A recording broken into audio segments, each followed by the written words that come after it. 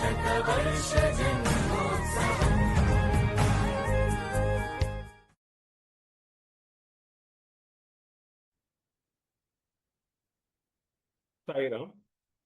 ഇന്നത്തെ നമ്മളുടെ ചോദ്യം 56% എങ്ങനെ ഒരു ഭിന്നസംഖ്യയായി മാറ്റാം?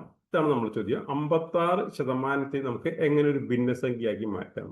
അപ്പൊ നമുക്ക് മനസ്സിലാക്കുക, ശതമാനത്തെ ഭിന്നസംഖ്യയാക്കി എങ്ങനെയാണെന്ന് മാറ്റേണ്ടത്. അതാണ് നമ്മൾ ആദ്യം കണ്ടെത്തിയത്. ശതമാനത്തെ ഭിന്നസംഖ്യയാക്കാൻ നമുക്ക് 100 കൊണ്ട് ഹരിക്കണം.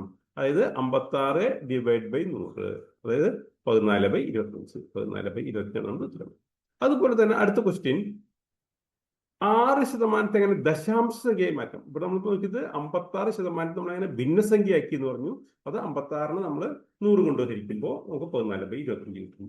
ഇവിടെ രണ്ടാമത്തെ ക്വസ്റ്റ്യൻ, 6% എങ്ങനെ നമുക്ക് ദശാംശ സംഖ്യയായിട്ട് മാറ്റാം? ഇവിടെയും നമ്മൾ ദശാംശമാക്കാൻ, ദശാംശമാക്കാൻ 100 കൊണ്ടാണ് ഹരിക്കേണ്ടത്. അതായത് 6/100. 6/100 എന്ന് പറഞ്ഞാൽ നമുക്ക് എന്ത് കിട്ടും? 6/100 നമുക്ക് എന്താ കിട്ടുന്നത്? നമുക്ക് കിട്ടുന്നത് 0.16. ഇതാണ് നമുക്ക് കിട്ടുന്നത്. അതായത് ശതമാനത്തെ ഭിന്നസംഖ്യയാക്കി മാറ്റാനും ശതമാനത്തെ ദശാംശമാക്കി മാറ്റുവാനും 100 കൊണ്ട് ഹരിച്ചാൽ നമുക്ക് ഉത്തരം കിട്ടും. ഇതാണ് നമ്മുടെ ഷോർട്ടസ്റ്റ് മെത്തേഡ്. എല്ലാവർക്കും നിങ്ങൾക്ക് മനസ്സിലായി വിചാരിക്കുന്നു.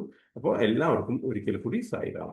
ഇത്തരം ഷോർട്ടുകൾ നമ്മൾ അറിഞ്ഞാൽ നമുക്ക് ഈസി ആയിട്ട് എക്സാമിനെല്ലാം ഹെൽപ്ഫുൾ ആയിരിക്കും സായിറാം.